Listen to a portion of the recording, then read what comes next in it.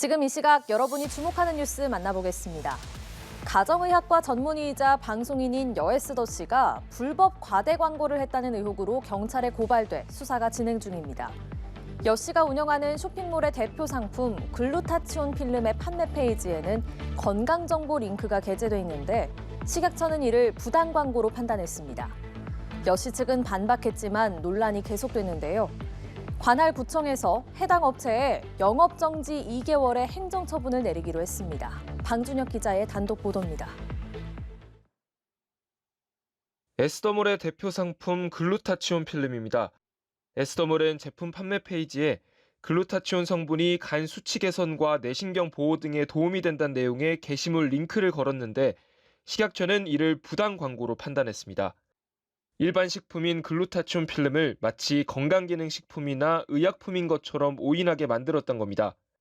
식약처는 관할 지자체인 강남구청에 처분을 요청했고 강남구청은 에스더몰에 영업정지 2개월의 행정처분을 내리기로 했습니다. 품표시광고법 위반에 이제 해당된다고 판단돼서 행정처분 진행할 예정이라고 영주가 과징금을 가름하고 싶다. 의견을 제출하면은 이제 과징금으로 가름해서 변경 처분한다. 앞서 식약처의 부당 광고 판단에 대해 여에스더 씨 측은 구체적인 위법 사안이나 행정처분이 확정된 건 아니란 입장을 밝혔습니다. 남편 홍해걸 씨는 SNS를 통해 상품 정보와 분리된 방식의 광고는 문제가 없다는 게 건강기능식품협회나 강남구청의 일관된 해석이었다고 주장하기도 했습니다. 그러나 강남구청은 별도 공간에 게재됐다 하더라도 링크를 통해 연결된다면 소비자 입장에서 제품 홍보 광고로 인식할 가능성이 높다며 부당 광고에 해당한다고 판단했습니다. 강남구청은 업체의 해당 처분 내용을 사전 통지하는 한편 법 위반 사항에 대해 경찰에 고발 조치하는 방안도 검토 중입니다. 연합뉴스TV 방준혁입니다. 학교 가는 자녀의 가방에 녹음기를 몰래 넣어서 교사의 발언을 녹음했다면 형사재판의 증거로 쓸 수 없다는 대법원의 판단이 나왔습니다. 상대방의 동의 없는 녹음은 위법한 증거라고 확인한 건데요. 교사가 교실에서 한 발언은 공개되지 않은 타인 간 대화에 해당하기 때문입니다. 대법원의 판단은 교육 현장과 관련 소송에도 영향을 줄 걸로 보입니다. 정래원 기자가 전해드립니다. 지난 2018년 학부모 A씨는 초등학교 3학년 아이가 전학 간 학교에서 교사로부터 정서적 학대를 받고 있다고 의심했습니다. 집에 돌아온 아이가 선생님이 다소 심한 말을 한다고 말한 겁니다. 상황을 파악하기 위해 A씨는 아이 가방에 녹음기를 넣어 수업 중 교사의 발언을 녹음했습니다. 녹음기엔 친구들 앞에서 아이를 애정결핍이라고 지적하거나 따돌림을 조장하는 정황도 들어 있었습니다. A씨의 신고로 재판에 넘겨진 교사는 1심과 2심에서 모두 유죄를 선고받았습니다. 원심은 교사 발언이 아이에게 상당한 모멸감이나 수치심을 줄 수 있는 정서적 학대 행위라고 지적했습니다. 특히 A씨가 제출한 녹음 파일은 1심과 2심에서 모두 유죄 판단의 핵심 증거로 활용됐습니다. 하지만 대법원은 녹음 파일의 증거 능력을 인정해서는 안 된다며 원심을 파기하고 사건을 다시 서울동부지법으로 돌려보냈습니다. 교사의 교실에서의 발언은 공개되지 않은 타인 간 대화에 해당해 통신비밀보호법에 따라 그 녹음 파일 등을 재판의 증거로 사용할 수 없다고 보았습니다. 이번 판결은 유사 아동학대 사건에도 영향을 미칠 것으로 보입니다. 지난해 웹툰 작가 주호민 씨 아들에 대한 특수교사의 아동학대 사건에서도 부모가 몰래 녹음한 수업 내용이 증거로 제출돼 현재 재판이 진행 중입니다. 다만 대법원은 녹음 파일의 증거 능력만을 문제 삼았을 뿐 유무죄를 판단한 것은 아니어서 다른 증거를 통해 유죄가 입증될 가능성은 있습니다. 연합뉴스TV 정래원입니다. 겨울이 되면 보관해둔 뜨개질 바늘을 다시 꺼내는 분들 계실 겁니다. 최근엔 아이들이 쓸 수 있는 작은 모자나 신발을 만들 수 있는 키트도 많이 팔리는데요. 일부 제품에서 납, 노닐페놀과 같은 유해 물질이 나왔습니다. 성인이 만들더라도 완성품을 어린이가 사용하면 어린이 제품 안전특별법에 적용을 받는데요. 안전기준 인증을 받은 제품은 없었습니다. 홍서연 기자입니다. 실내에서 취미로 할 수 있는 뜨개질. 직접 털실을 사러 가지 않아도 온라인에서 키트 상품을 쉽게 구매할 수 있습니다. 최근 어린이용 의류나 인형을 직접 만들 수 있는 이 뜨개질 상품이 인기인데요. 일부 제품에서 유해물질이 검출돼 주의해야 합니다. 시중에 팔리는 뜨개질 키트 28개 가운데 4개 제품에서 노닐페놀 등 유해물질이 검출됐습니다. 지능 저하와 빈혈을 유발하는 납성분도 나왔는데 안전 기준을 50배 넘게 초과했습니다.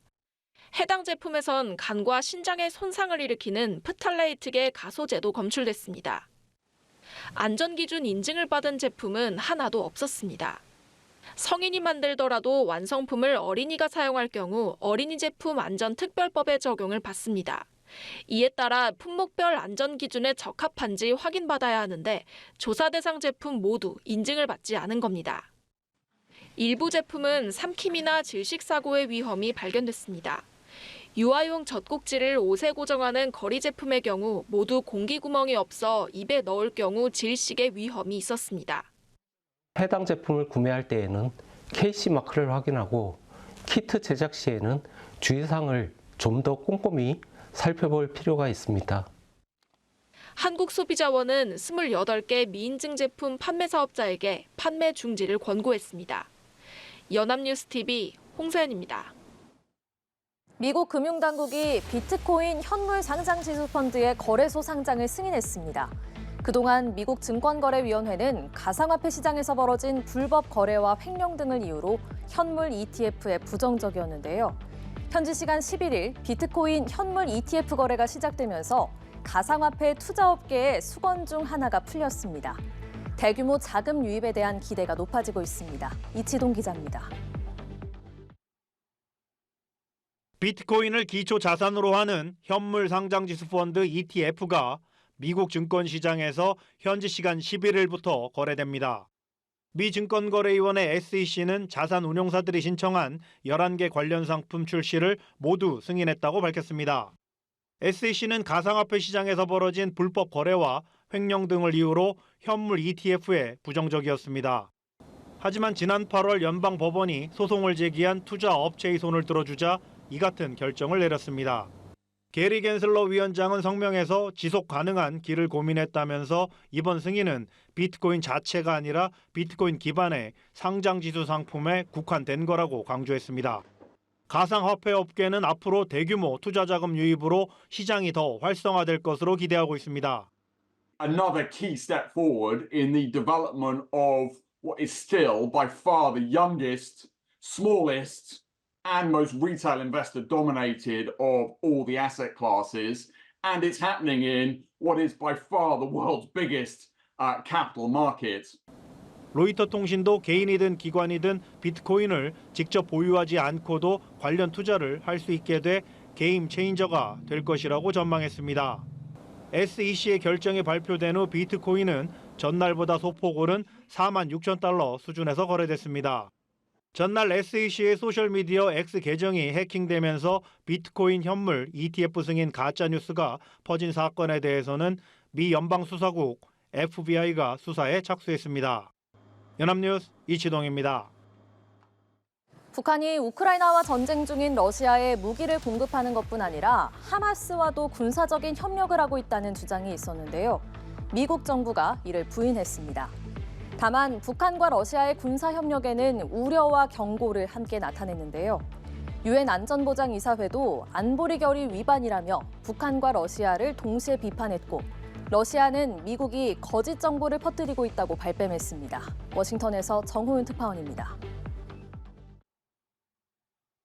지난 8일 미국의 소리 방송은 한글 표식이 있는 포탄의 기폭장치 사진을 근거로 북한이 하마스에 무기를 공급했다고 보도했습니다.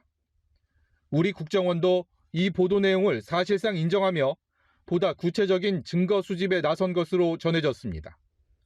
이 같은 북한과 하마스의 군사적 연계 가능성에 미국 백악관은 일단 선을 그었습니다. 양측의 군사협력 징후도 알고 있는 것도 없다며 연계 가능성을 부인했습니다. I haven't seen any indications. I'm not aware of any indications that there's been some sort of cooperation militarily between Hamas and North Korea. I just don't have anything to verify that. 그러면서 북한과 러시아의 군사적인 협력엔 우려와 경고를 함께 나타냈습니다. 미국은 지난달 30일과 지난 2일에 이어 지난 주말에도 러시아가 북한에서 받은 탄도미사일 여러 발을 우크라이나 공습에 사용했다고 밝혔습니다.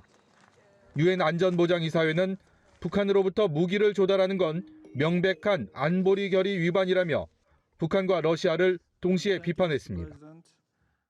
By exporting missiles to Russia, the DPRK used Ukraine as a test site of its nuclear-capable missiles in wanton disregard of Ukraine's territorial integrity and the safety of the Ukrainian people.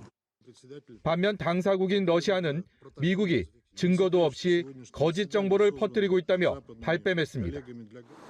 북대서양 조약기구 나토는 러시아의 북한산 미사일 사용을 비판하며 우크라이나에 대한 지속적인 지원을 약속했습니다. 워싱턴에서 연합뉴스TV 정호윤입니다.